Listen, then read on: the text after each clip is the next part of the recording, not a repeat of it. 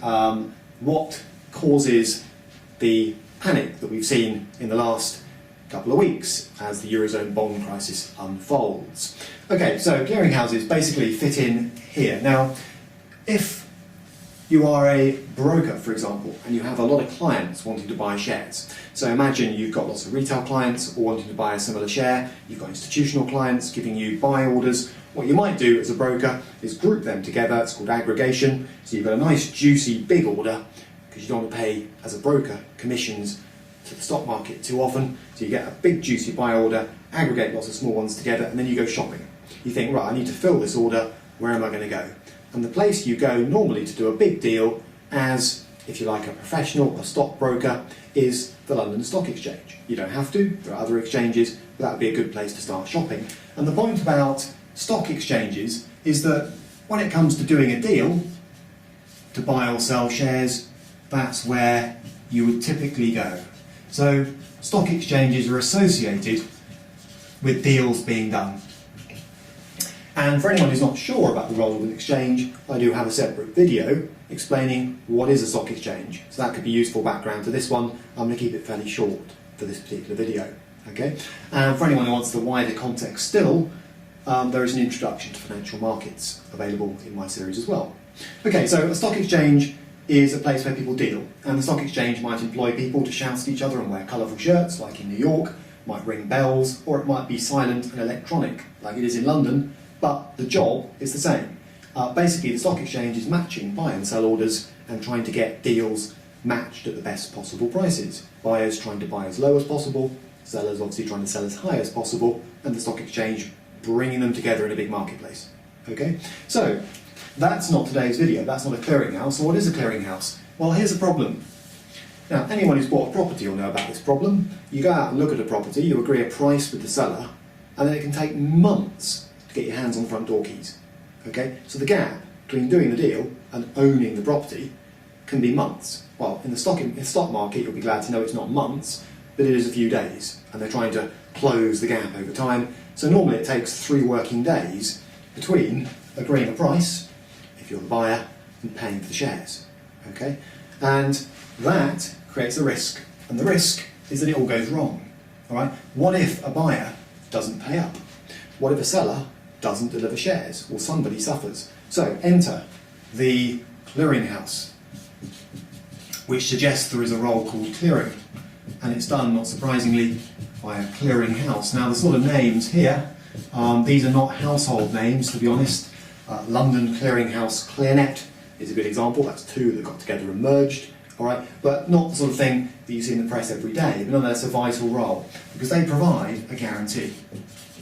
And it's a very important guarantee, and we'll see how they do it in just a moment. They basically say as soon as a deal is struck at the London Stock Exchange, they step in and guarantee it. In other words, they say although there's a gap between the deal being done, that's the price and the number of shares being agreed, and actual legal entitlement to them, because shares are re-registered in the name of the buyer, although there is a gap, we'll make sure nothing goes wrong. In other words, if the seller doesn't deliver the shares they've promised, here, we'll deliver them.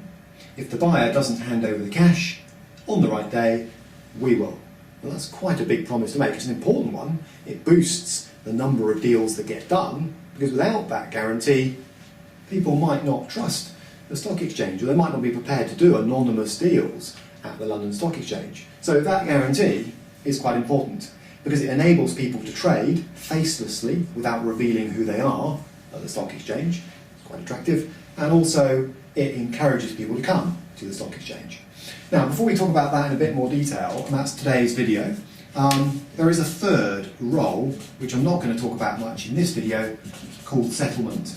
And that's where you actually get, it's done electronically these days, legal title to the shares changed, because shares have to be legally re-registered like property. So that means that the seller's name's got to come off a register somewhere, and the buyer's name's got to go onto it, and the cash is actually moved from the buyer's bank account to the seller's bank account via the clearinghouse. Okay? And there are organisations that do that. One of them is called Euroclear Crest, but I won't talk about that in today's video. Just be aware that there's a 3-stage process, and of course if you're wondering why you pay your broker $9.99 per trade, it's because they have to pay for that bit, and that bit. Probably doesn't cost them $9.99 per trade in total, but nonetheless in principle that's what you're being charged for.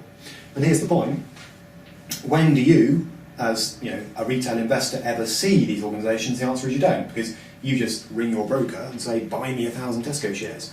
But the broker's then got to worry about where he gets them from, whether there's any risk of the trade failing, and also re-registering legal title and all that kind of stuff. So, how do clearinghouses offer this central counterparty guarantee, as it's known? How can they promise that nothing will go wrong? Quite a promise to make. Here's the answer. Okay? What they do, now I'm not going to get too techie about this, you'll be glad to know.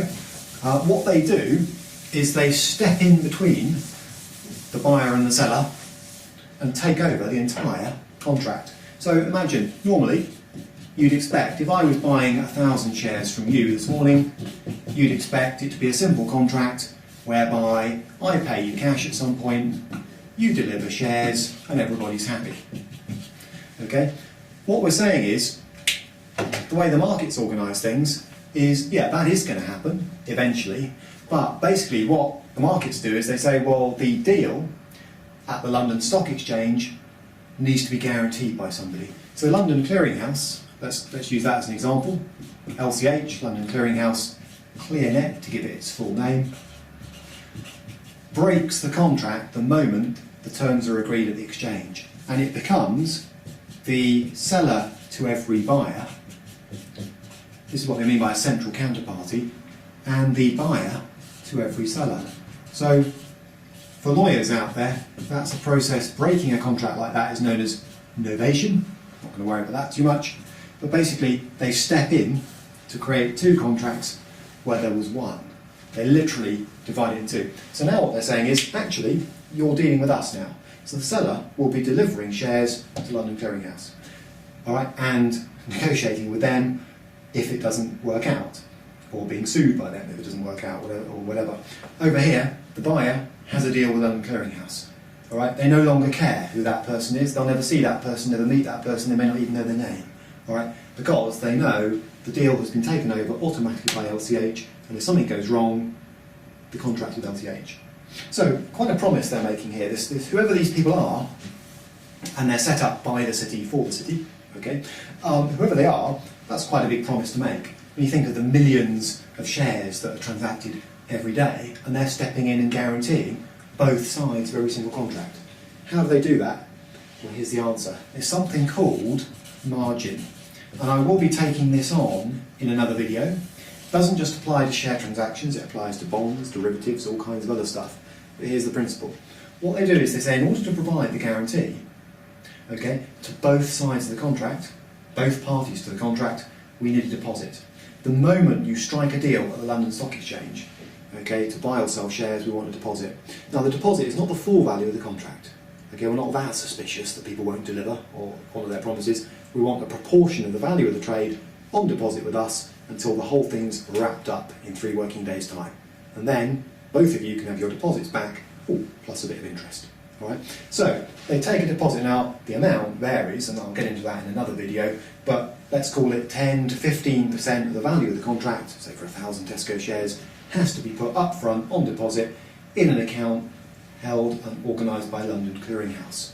And as long as the buyer ends up paying the full amount after, say, 3 working days, and the seller delivers all the shares they promised, then those deposits are returned. Right? Now, why would they only take a proportion of the value of the contract? Why not the whole whack? Well, in part, it's because only certain people can join the club and become sellers and buyers that use LCH. All right? In other words, the likes of Tim Bennett won't be let in. I don't trade often enough, I'm not big enough, I'm not important enough, and I don't want to pay the fees. Okay? But stockbrokers, the Charles Stanleys of this world, the Goldman Sachs, the Barclays, for example, might become a member so that they can trade big volumes at the London Stock Exchange and have those big deals guaranteed by London Clearinghouse. Okay? Because it's a risk business we're talking about here, so really this central counterparty guarantee only applies really to sort of big trades in terms of risk of non-delivery of cash, non-delivery of shares, and therefore membership tends to be restricted, like it is at the London Stock Exchange, to a list of eligible institutions, they're called. But that just means firms that have met the membership criteria. All right? So London Clearinghouse reduced their risk by only letting certain people join. They then decrease it further by taking this thing called margin upfront, which is refundable once both sides have honoured their part of the bargain. Now, I'm going to finish this video with a quick mention of the Italian bond market. Where do you see these people in the newspaper? The answer is day to day you often don't, but Eurozone debt woes are throwing them into the news more often than they would be normally, because if London Clearinghouse get worried, so for example, imagine this is a contract involving Italian government bonds, for example, and there's some uncertainty about the whole status of Italian debt at the moment, then what London Clearinghouse can do is say, well, actually, we're a bit nervous. We're providing the central counterparty guarantee on every contract, but actually we are a bit worried about the subject of the contract. So they can boost margin requirements. And you'll see that comment made in the press. They'll say today, London Clearinghouse increased the margin requirements on contracts involving Italian government bonds, for example. And that means they're saying, well, the percentage you put down up front is no longer 5, for argument's sake, it's 10 or 15. And that creates a bit of a cash flow headache for the people who use London Clearinghouse, because suddenly they've got to put down a lot more cash up front than what they were normally expecting. And the effect of that can be to put people off trading the contract. It can actually reduce the number of trades that go through the market on that particular contract, and that's known as reducing liquidity in the official jargon. Okay? And it's there that you're most likely to come across London Clearinghouse ClearNet in action.